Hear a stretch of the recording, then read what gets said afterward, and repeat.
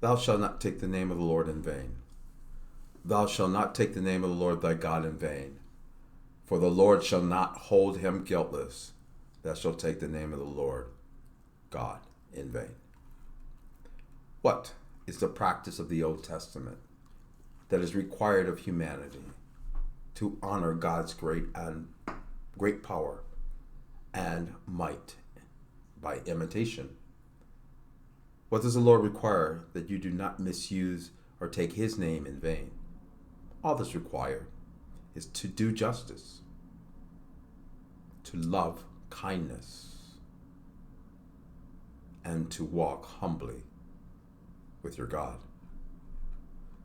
To do justice is stealing an election by taking money and ill-gotten secrets from a foreign enemy, defying the law of the land, and using foreigners to promote your campaign, neither just nor correct. Stealing a fair day's wage from workers and contractors, that is not just.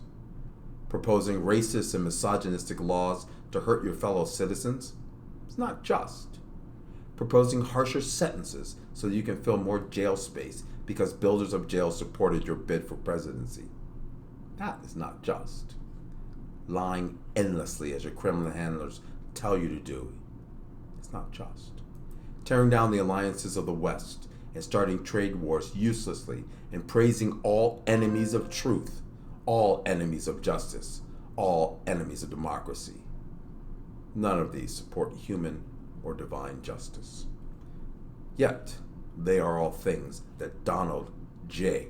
Trump, the infestation in the White House, does on a daily basis. He does not love human or even Christian kindness, and none of his hellish rhetoric about hurting others who oppose him during, after his campaign, and while in the White House reflects kindness in even the remotest definition of the word. The children that you ignored, along with their mothers, saying that you support the rights of the unborn while stomping on the rights of the born, this reflects nothing of kindness. Stirring up tensions between different groups within your own country, let alone your own political party, one whose sole purpose is to sow discord among brothers. People like Donald Trump, Stephen Miller, and Jeff Sessions. This points nothing even close to the true meaning of human, let alone Christian, kindness. The worst parts of hell are reserved for those who accomplish this discord. I will describe that scene, a scene I dreamed of.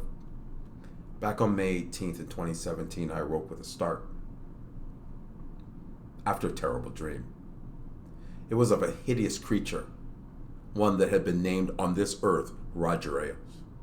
It plummeted to the bowels of hell like a streak of darkness and mendacity against the light of the morning sky.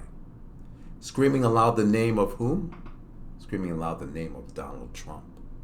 He landed in a dark hole where strange sounds were belching forth from, around, and beneath him. He kept screaming out, "No, no." It was terrifying to see what he was transformed into, what he had made himself on earth. Its description almost caused me to vomit, but instead I awoke. Finally, walking humbly and with proper deference with your God, with our God, with God. Bowing to the will of his Kremlin atheistic handlers, Donald Trump is not an example of walking humbly at all. Claiming that you are the leader of only some Americans and not all, and the best leader that there has ever been. Having all of your sycophants and ass kissers praise you is a failure in all three areas. It is a failure to do justice. It is a failure of kindness. And it is the ultimate failure of humbly walking with God. This brings disrespect on humanity, on creation, and disrespect upon God's character, and abuses his holy name. God, please deliver us from this abomination.